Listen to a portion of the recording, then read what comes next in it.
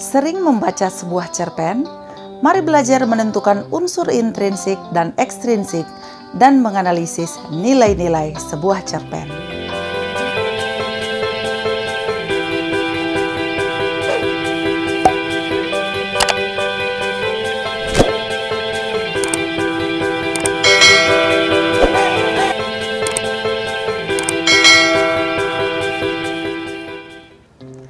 Hai, bertemu lagi dengan saya. Pada pertemuan sebelumnya, saya sudah membahas mengenai mengikuti perjalanan sejarah sastra Indonesia atau periodisasi sastra. Dan pada pertemuan sebelumnya, saya sudah membahas mengenai meneladani kehidupan dalam cerpen. Dan saya juga sudah membahas mengenai jenis-jenis cerpen apabila Anda ingin mengetahui ada berapa jenis cerpen. Dan materi kita hari ini adalah nilai-nilai kehidupan dalam cerpen. Yang akan kita bahas pada kali ini adalah nilai-nilai kehidupan dalam cerpen terbagi dua. Yang pertama adalah menentukan unsur intrinsik dan ekstrinsik cerita pendek. Yang kedua adalah menganalisis nilai-nilai kehidupan dalam cerita pendek. Materi ini dipelajari di kelas 11 bahasa mata pelajaran Bahasa dan Sastra Indonesia atau juga kelas 11 wajib pada semester ganjil mata pelajaran Bahasa Indonesia. Pengertian dari cerita pendek adalah kisahan pendek atau kurang dari 10.000 kata yang memberikan kesan tunggal yang dominan dan memusatkan diri pada satu tokoh dalam satu situasi atau pada suatu ketika. Isi cerpen berupa cerita imajinatif tetapi juga memuat nilai-nilai sosial, budaya, agama, dan gambaran perilaku manusia. Sebagai contoh, cerpen kehidupan remaja, maka syarat dengan nilai persahabatan. Dengan demikian, cerpen tidak hanya sebagai sarana hiburan, tapi juga sebagai sarana belajar mendalami kehidupan. Nah, nilai-nilai apa saja yang mungkin ada dalam cerpen? Bagaimana menentukan nilai-nilai tersebut? Kita pelajari bersama. Nah, pada layar kaca Anda, terdapat sebuah contoh cerpen Robohnya Surau Kami, karangan A.A. Nafis. Saya pastikan juga Anda sudah membaca cerpen ini untuk menentukan dan menganalisis sebuah cerpen. Bisa juga gunakan cerpen judul lain sesuai dengan yang ditentukan oleh guru Anda. Nah, kita masuk pada bagian yang pertama adalah menentukan unsur intrinsik dan ekstrinsik cerita pendek.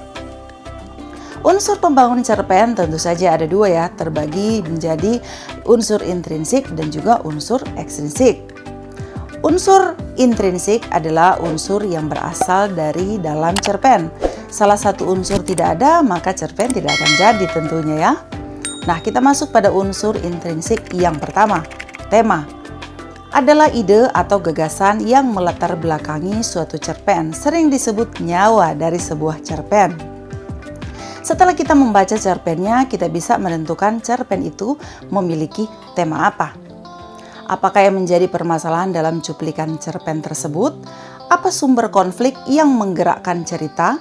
Hal ini erat kaitannya dengan tema. Yang kedua, tokoh dan penokohan. Tokoh adalah pelaku atau orang yang terlibat dalam cerita. Penokohan adalah gambaran watak atau sifat tokoh dalam sebuah cerita. Siapa tokoh dalam cerpen itu dan bagaimana watak masing-masing tokoh dalam cerpen itu?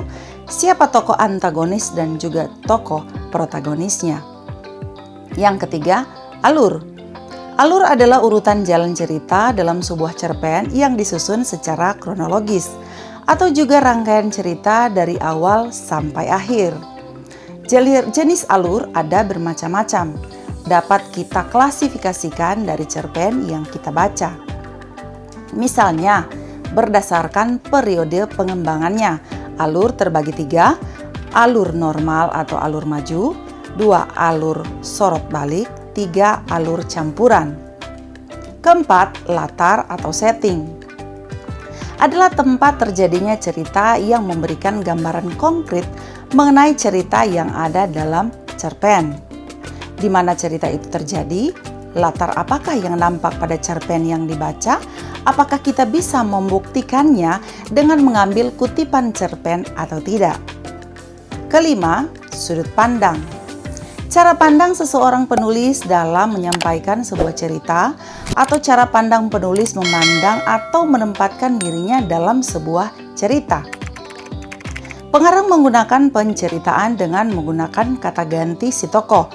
Misalnya, kata ganti orang pertama, penulis akan menggunakan kata aku dalam sebuah cerita. Kata ganti orang kedua, penulis akan menggunakan kata kamu dalam sebuah cerita, atau kata ganti orang ketiga, penulis akan menggunakan kata ganti dia dalam sebuah cerita di mana ia akan menjadi tokoh utamanya. Keenam, gaya bahasa adalah ciri khas seorang penulis dalam menyampaikan tulisannya kepada pembaca. Masing-masing penulis punya ciri khasnya dalam menulis, seperti penggunaan majas dan diksi. Tiap cerpen tentu memiliki ciri khasnya yang tampak dari cara penyajiannya. Hal ini erat kaitannya dengan gaya bahasa. Dalam gaya bahasanya, sering pula pengarang memanfaatkan berbagai majas untuk mencapai efek tertentu bagi pembaca. Gaya bahasa digunakan untuk meningkatkan nilai dan fungsi cerpen. Nah, untuk Anda yang ingin mengetahui ada berapa jenis-jenis cerpen, Anda bisa melihat konten saya sebelumnya dengan thumbnail yang ada di layar kaca Anda. Yang ketujuh, amanat adalah pesan moral atau pelajaran yang bisa kita ambil dari cerita pendek yang kita baca. Amanat suatu cerpen berkaitan dengan temanya. Cerpen yang bertema kasih sayang, misalnya, amanatnya pasti tidak akan jauh dari pentingnya rasa saling menyayangi dan peduli. Contoh, temanya adalah cara menyembah Tuhan yang benar. Pasti amanatnya adalah janganlah hanya mementingkan keselamatan diri dari ancaman api neraka, tapi juga perhatikan kepentingan sesama. Berikutnya adalah unsur ekstrinsik cerpen. Unsur ekstrinsik adalah unsur yang ada di luar dari cerpen, di mana secara tidak langsung unsur ekstrinsik mempengaruhi proses pembuatan cerpen. Yang pertama, latar belakang masyarakat. Hal yang mendasari seorang penulis membuat sebuah cerpen menyangkut kondisi lingkungan masyarakat. Kemudian kedua adalah latar belakang penulis. Adalah faktor yang ada dalam diri penulis dalam membuat sebuah cerpen. Faktor yang dimaksud seperti riwayat hidup, kondisi psikologis, dan aliran sastra penulis. Jadi, sebelum menentukan nilai-nilai kehidupan dalam cerpen, kita harus memahami unsur-unsur ekstrinsik, intrinsik yang tadi sudah saya jelaskan ya. Berikutnya kita masuk pada bagian B, menganalisis nilai-nilai kehidupan dalam cerita pendek. Nilai adalah sesuatu yang penting dan bermanfaat bagi masyarakat. Dengan demikian, nilai-nilai kehidupan dalam cerpen dapat direalisasikan dalam kehidupan sehari-hari. Semakin tinggi kegunaan suatu benda, maka semakin tinggi pula nilai benda itu. Sebaliknya, rendah kegunaan suatu benda, maka semakin rendah pula suatu benda itu. Sebagai contoh, emas. Siapa yang tidak suka emas? Dikatakan sebagai benda yang bernilai karena emas memiliki banyak kegunaan sebagai perhiasan, tabungan masa depan, dan juga sebagai kekayaan ya untuk kita semua. Nilai-nilai kehidupan yang terkandung dalam karya sastra antara lain. 1. Nilai moral, yaitu nilai yang berkaitan dengan akhlak atau budi pekerti atau susila atau kepala baik buruknya tingkah laku, kepada baik buruknya tingkah laku kita ya. Yang kedua, nilai budaya, yaitu nilai yang berkaitan dengan adat istiadat. Dan ketiga adalah nilai sosial atau kemasyarakatan, yaitu nilai yang berkaitan dengan cara manusia di dalam menjalin kehidupan bersama dengan manusia lainnya. Keempat adalah nilai agama atau religius, yaitu nilai yang berkaitan dengan ketentuan-ketentuan yang telah ditetapkan Tuhan untuk kebahagiaan manusia baik di dunia maupun di akhirat. 5. Nilai pendidikan, yaitu nilai yang berkaitan dengan cara menanamkan suatu kebenaran ilmu pengetahuan dan yang lainnya pada diri seseorang.